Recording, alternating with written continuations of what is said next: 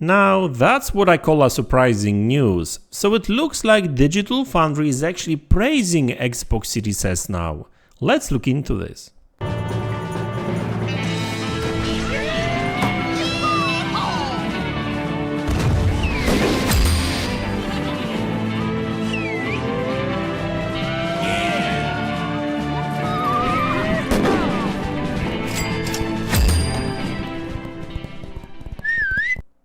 Hey guys, welcome back to the channel.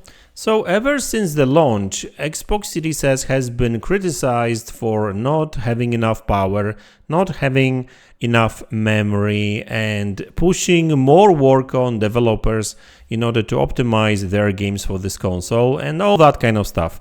Now obviously Xbox Series S is a small and cheap console, so it's good for consumers that don't have a lot of memory. Also the fact that it comes with Game Pass, I mean you can subscribe to Game Pass for really cheap, so it's a good alternative for many people that don't necessarily can afford these more expensive consoles or PC, right? So it's not all bad news for Xbox Series S, that it wasn't all bad news. Now, but from technical side of things, obviously Xbox Series S comes with a number of limitations, and that's what this console was mainly criticized for. Mainly for the not enough power and GPU power, and also not enough memory, right? And looks like even Microsoft kind of agreed, right? Basically trying to optimize the system and allowing more access to the memory on Xbox Series S for developers. But that's not what I'm here to talk about, really. I want to talk about the praise that, Xbox Series S is getting from Digital Foundry now. Now, there's an interesting video, actually podcast from like a week ago or something like that, where a Digital Foundry crew was talking about FSR and image reconstruction and all that kind of stuff. And during that talk, John Linneman actually praised Xbox Series S for being this console that potentially is kind of setting minimum requirements for next-gen games and kind of pushing developers to kind of work harder on their games. And this is actually interesting. And of course, I will leave a link in the description below to that video where you can actually hear it yourself, because I don't want anyone telling me, oh, MaDz, you're just lying. No, I'm not lying. That's what John Linneman basically said. Go check it yourself. Now, it's actually interesting, and I don't really know who came first. I think John actually came first, but literally a couple of days ago, we had that tweet from one of the developers from Larian Studios, the guys who are actually working on Baldur's Gate 3 now for Xbox Series consoles, and they've done a number of optimizations for Xbox Series S. Obviously, that's extra work. But he said that they were able to free up some extra memory resources, which will allow for better performance and obviously to make that game work better on Xbox, both Xbox Series S and X, but also other platforms. That's what this developer said, that these Xbox Series S optimizations can be useful for other platforms too, because if they've managed to shrink some stuff, right, or let's say it like this, all the fat that they were able to cut out from the Xbox Series S version will, all these optimizations, right, all that extra work will pay off in the Xbox Series X and PlayStation 5 versions too, because some of these optimizations will translate to better running game on PlayStation 5 too, because these optimizations could potentially be used in PlayStation 5 version too, right? So that's a power of optimization. That's what a lot of people were talking about, that it's not necessarily about Xbox Series X holding this generation back. It's more about forcing developers to do a little bit more, and everyone will benefit from it, right? And now you've got John Lineman actually saying the same. I didn't actually notice that, and I was actually sent a link to this piece a couple of days ago. And so now you've got Digital Foundry saying this, and Larian Studios saying similar thing, basically saying that all that extra work that had to be done in order to optimize the game for Xbox Series S, will translate to a better version of Larian Studio games and potentially other games too for PlayStation 5 and Xbox Series X.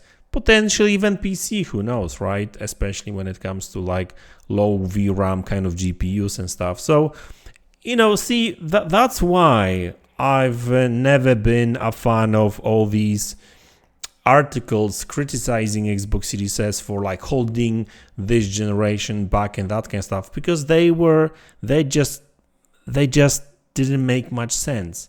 And I understand some beef with Microsoft when it comes to developers, because obviously for developers that's extra work, right? But at the same time, like, I don't want to be harsh on developers, and I will never call them lazy, because they are not, because developing a game sounds like is actually one of the toughest jobs out there when it comes to the amount of work you have to put and that kind of stuff, right?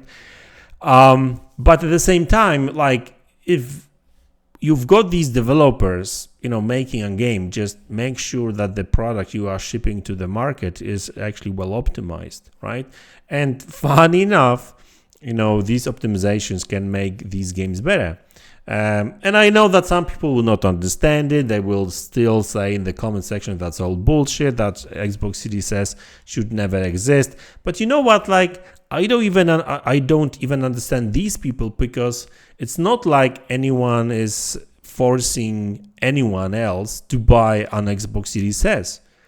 And if anything, the existence of Xbox Series S makes your games on PlayStation 5 or Xbox Series X better, right? So why do you actually complain? There's no reason at all. And, I guess like even the latest games kind of show that Xbox Series S is more than capable of running these next-gen games all right. I mean, maybe except Lord of the Rings, but but Lord of the Rings is just broken on Xbox. I mean, that's just a fact. I mean, it's not that it's actually that great on PlayStation 5 either, right? I mean, it's just like all over the place when it comes to frame rate. But, at least it's not stalling for like 10-15 seconds and like, or hangs totally, right? And you have to like reboot the system, but it is what it is. But like, with games like RoboCop or I guess what's the other one? I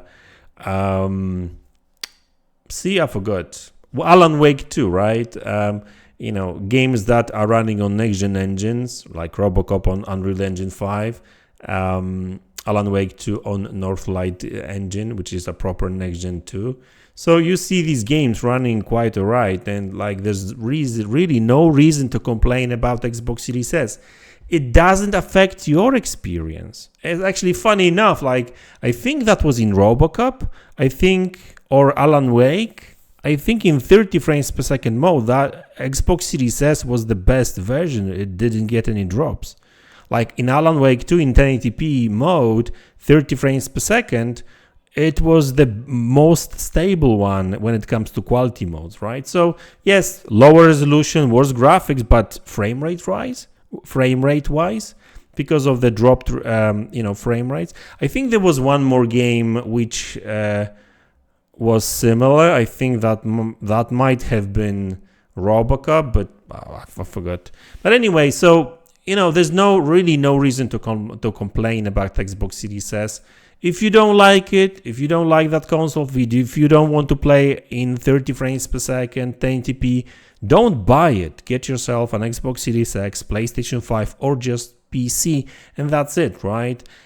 Just let developers do their work.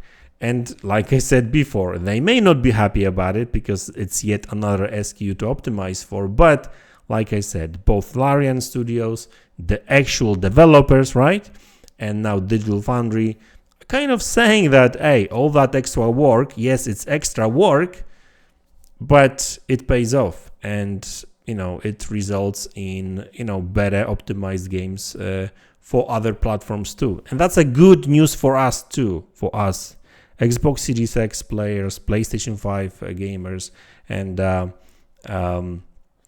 PC gamers too. So anyway, guys, that's the video. I hope you enjoyed it. Let me know in the comment section below what you think about it. Hit the like button, subscribe to the channel if you haven't already, and I will see you all in the next one. Take care.